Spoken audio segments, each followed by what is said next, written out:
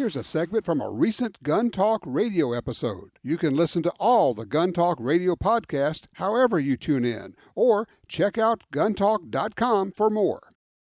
Joining me right now is an old friend, good friend, Ed Head from Gunsite, instructor, but also a career Border Patrol officer, law enforcement guy. Hey, Ed, how are you? Hey, Tom, nice to hear from you. Good to be with you. We've had a lot of interesting conversations. I've done a lot of training with you over at Gunsite. You might just explain a little bit about your background and how long were you with Border Patrol? I was a Border Patrol agent for 24 years over in San Diego, south of San Diego, down on the border. Mm-hmm.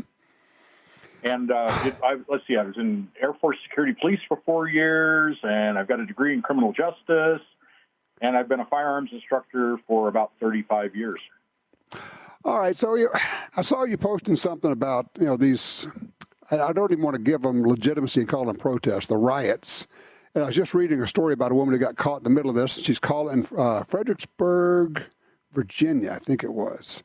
And she's calling 911. They're telling her, well, actually, it's an approved riot. It's an approved protest. And there's nothing we can do. The police are monitoring it from afar. No kidding, that's what they said. And she's in her car, and these people are beating on her car, and she's got her little kid in there, and her kid is screaming, and she's scared out of her mind. And the official policy is, well, hey, they got a permit. What are we supposed to do? What's the average person supposed to do in the midst of all this? Well, I think the first thing you have to understand is, as our mutual friend Michael Bain says all the time, you're on your own. And when you find yourself in a situation like that, you can't expect help to be arriving and pulling you out of it and saving you. So you're on your own. What we teach at Gunsite is the first two principles of personal defense are awareness and alertness. You need to be aware there are bad people out there and these kinds of demonstrations are happening and so forth. And if you know, for example, there's going to be one downtown today, don't go there. Don't be there. So it's awareness and then alertness, avoidance of these kinds of situations. Don't get yourself into these situations. You see something, turn around and get out of there. Mm-hmm. Like this woman, however, if you find yourself in the middle of it and they're beating on the car and they're trying to get in, first, I hope you have your windows up and your doors locked. And second, if it becomes a desperate situation, you need to understand that your car is a very powerful weapon. And if you have to run somebody over, or if you have to drive up on the sidewalk or run up over the curb or hit another car, you need to get out of there and use that vehicle offensively to protect yourself. You'll love it. And the 911 call, the recording, the dispatcher, the 911 person, is actually telling her, well, don't run into any of these people who, of course, are illegally blocking the road. And it's like, I want to tell people, understand that a 911 dispatcher telling you what to do and not do is not legal instruction from a police officer. That's just somebody on the other end of the phone. You got to do what you got to do. You do. And how many of these videos have we seen recently where people are being dragged out of their cars, the windows are being smashed in, they're being dragged out of their cars and beaten and so forth. In some cases, people have been killed. Why would you want to subject yourself to that? So like I said, if it becomes a desperate situation, if they're just standing there and blocking you and nobody's trying to threaten or harm you, that's one thing. Right. But when they start trying to rip you out of the car, it's time to get out of there. Yeah, I've always used the example. I said, look, if they're in front of the car, okay, I'm just inconvenienced. I'm irritated, but I'm inconvenienced. If they're beating on the car, then now I'm going to have to call the insurance company.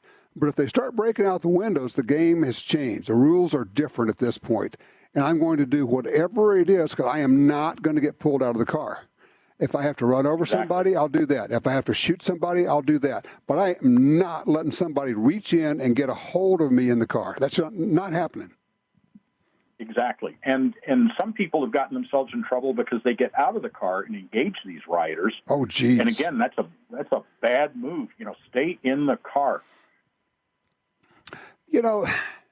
And you know the drill. We've seen it all too often. Some of our folks, and I call it testosterone poisoning, they suffer from testosterone poisoning. They want to get out. They want to confront these folks. They want to take them on, not understanding that, you may have been in a bar fight or two, But you've never had 15 people jump you at once. No, that's exactly right. That's exactly right. And as a last resort, if you have to use your firearm, remember when you and I sat in your rental car and shot out the windows? I remember that. Well, that was fun. Yeah. Yeah, remember when we did that? But you can shoot through the windows. You can, if you have to, you can do that. And yes, it's going to be loud, and yes, there's going to be glass and such flying around inside the car. But if you must, you can do that to defend yourself. Yeah, you can shoot through the side windows, which will blow out. But if you shoot through your windshield, it will actually, weirdly enough, just poke holes in it. It will craze it a little bit, but it's not going to blow out the windshield. And I've heard people say, well, it goes to a different point of impact, or point of aim, point of impact. But for us, when we were doing that, I was getting pretty good hits shooting through the windshield. Yeah, if somebody's standing right on the hood of your car, I don't think you have to worry about too much in terms of deflection. Pretty much aim for what you want to hit and pull the trigger. As you mentioned, the side windows, yeah, they blow out right away. But surprisingly, and this is why I think it's so important to have your doors locked and your windows up all the time, it's pretty hard to break those side windows from outside. You've really got to pound on them. Right. As someone who has tried to break them out many times before, either as an experiment or on duty, you really got to pound on those things. So if they're up, they're pretty strong. On the other hand, if you're trapped in the car, let's say let's say you go into the water or something like that, and you're trapped in the car.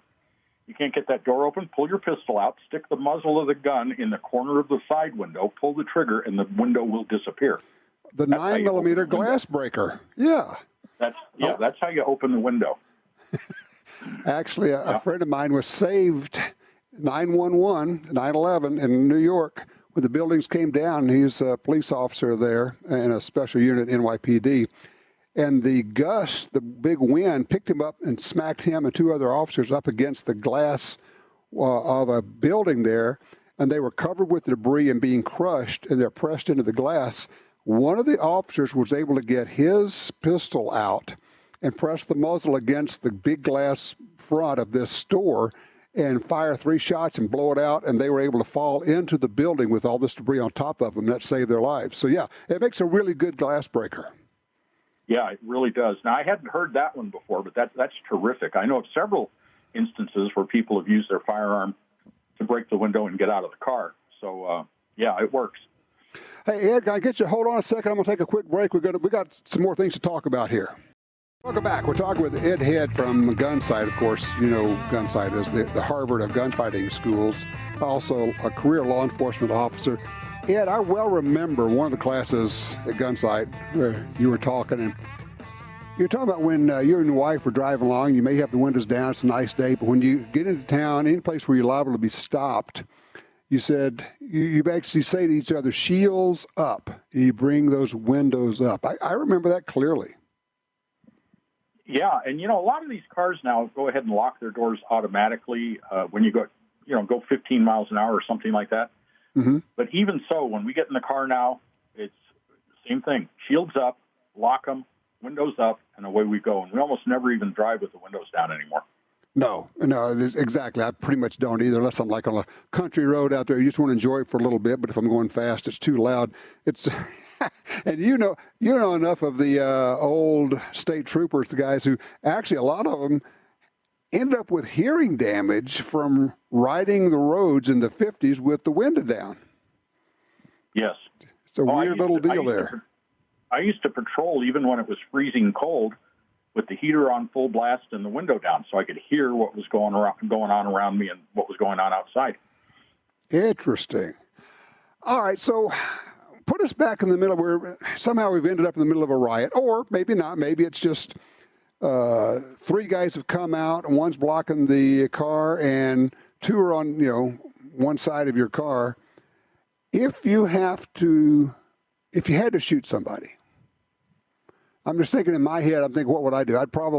I would shoot, I would drive, I would get away, and then I would stop somewhere and call 911 and tell them what happened. Is that a pretty decent plan?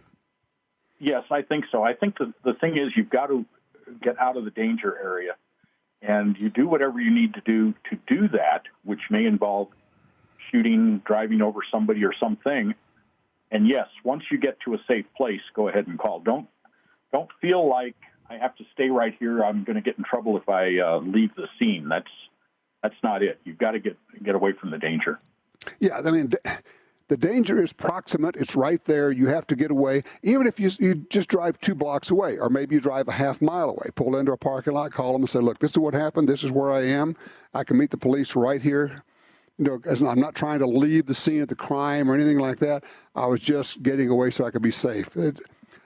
Is there any particular reason these days to favor one caliber over another for handguns? You know, I don't really think so. I like to say nobody likes to get shot with anything. They usually don't want to. They don't want to stand there and take it and, oh, that was nice. Give me another, please. Any of the good premium defensive ammunition made nowadays in like 940 and 45, and you know what, 380 ain't bad. There's some pretty good 380 ammo out there. Yep. Any of that you're carrying is going to get the job done if you can get the hits. And, you know, we talk about that's the hardware side of it, but the shortcoming for so many people is the software side of it, which is the stuff right between your ears of knowing what to do, when to do it, how to do it. And, you know, I swear I just keep seeing people doing dumb things that you can relate back to TV. And you can tell they've never gotten any real training. It's just that vacuum gets filled with something. And usually it's the stupid gun handling we see on TV and movies. Yeah, and that's why it's so important to get good quality training. And as Jeff Cooper used to say, people would ask him, so you teach people how to shoot? And he'd say, among other things, the mental conditioning for combat that we do at Gunsite and the way we literally change people, they're different people when they leave after a week at Gunsite, is what's going to give you the tools mentally and physically to handle these kinds of situations. I've told a lot of people that, and I know you can almost see their eyes gloss over, and I'll tell them, look, you will be a different person on day 5 than you were on day 1. And they kind of, yeah, you know, blah, blah, blah. And a few of them, my friends, and I won't make this blanket, you know, offer to everybody, but I've told a dozen or more, I said, here's the deal. If you get to day 5 and you disagree with me, I'll give you your tuition back. I will pay for your tuition. I have never had anybody take me up on that. They all came away and say, oh, yeah, I look at things different. I operate differently. I am not the same person I used to be. That's exactly right. The real product we sell at Gunsite is peace of mind, and it comes from having the ability to command your environment, to be able to control what goes on around you. And that's priceless. I don't know what you could pay to have that ability and then not to have to live with fear. Yeah, exactly right.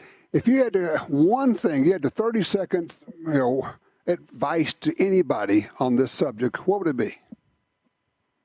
You're no more a gunfighter because you have a gun than you are a musician because you went and bought a violin. Get trained. Get high-quality professional training. It's just critically important, especially for all these new gun owners that are joining our ranks. Exactly right. If you're a new gun owner, or if you know a new gun owner and you are the gun person around, help them get some training. Ed Head, thank you so much. I appreciate your time. Look forward to seeing you out in Arizona.